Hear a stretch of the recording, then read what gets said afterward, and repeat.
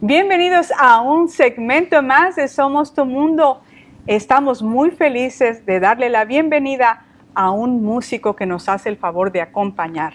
Andrew Arceci es un músico que tiene un grupo que se llama Floyds Row.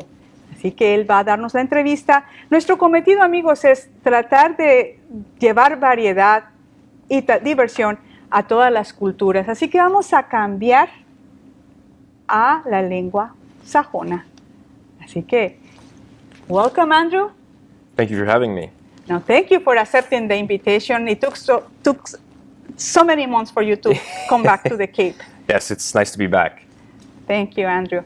Well, welcome again. But one of the things that I would like to talk about, I'm very impressed about the CD that you gave us. Wow. Thank you. Just okay. Let us know first. Talk about Andrew. Who is Andrew? How did you start your career? So I started on piano when I was quite young. How young?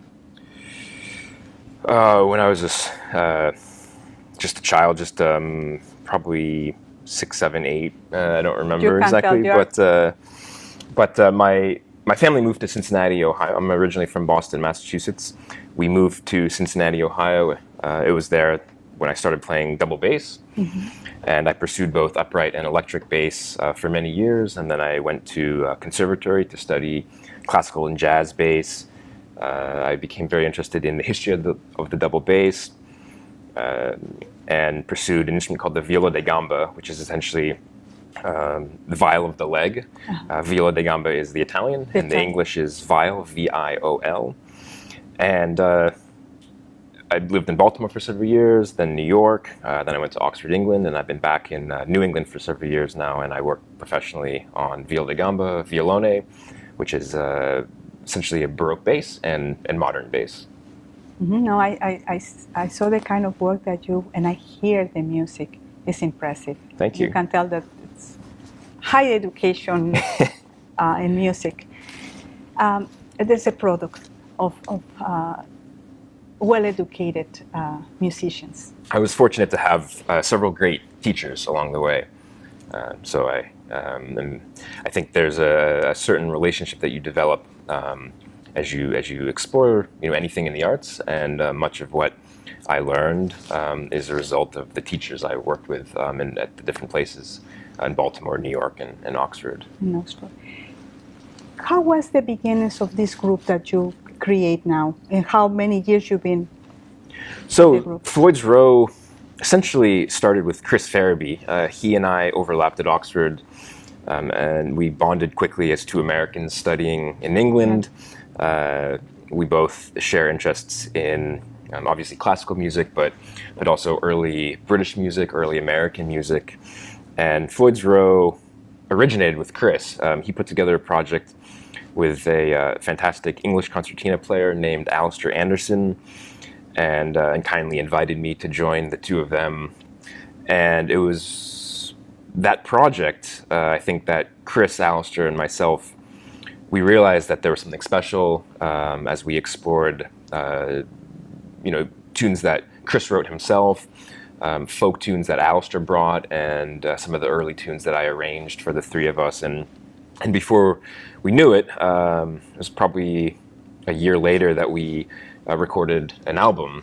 And several years later, that album was just released called The Oxford Sessions. Mm-hmm. And that album features Chris Farabee, Arceci Anderson, and myself, as well as a few guest musicians, British musicians that we worked with when Chris and I were there.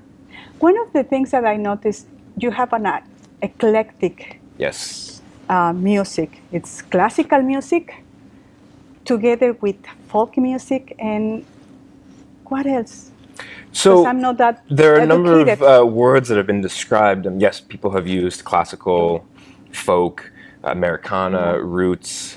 We've even been classified as jazz, which is unusual. It's not. We're not certainly straight ahead jazz, but there is certainly improv elements there. We've also been classified as bluegrass. There's a term newgrass, which is used more of a fusion-based term. we try to honor the various backgrounds. And Chris and I both have backgrounds within classical music. He studied classical composition. I was actually studying viola da gamba and musicology when I was at Oxford. And that original project with Alistair, he's very much a folk musician and lives in the folk circles of England. And so the three of us had very distinct backgrounds, but we realized that there was some overlap, and we started exploring, tunes, and we realized that there was a fusion there that was quite special. Yes, like a confusion. Well, I really enjoy to listen to the music. So please, amigos, friends of I, please check the music. How can get the music?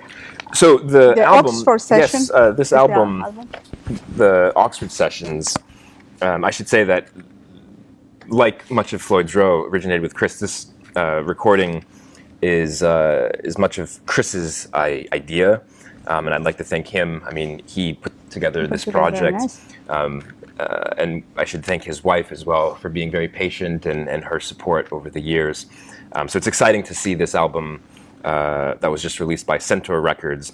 The album is available, I believe, on iTunes, Spotify, and other platforms. And if people are still using CD players, it's available on disc itself. But we perform when we can. As I mentioned, I live in Boston. Chris lives in Atlanta, and we work with both British and American musicians when we can.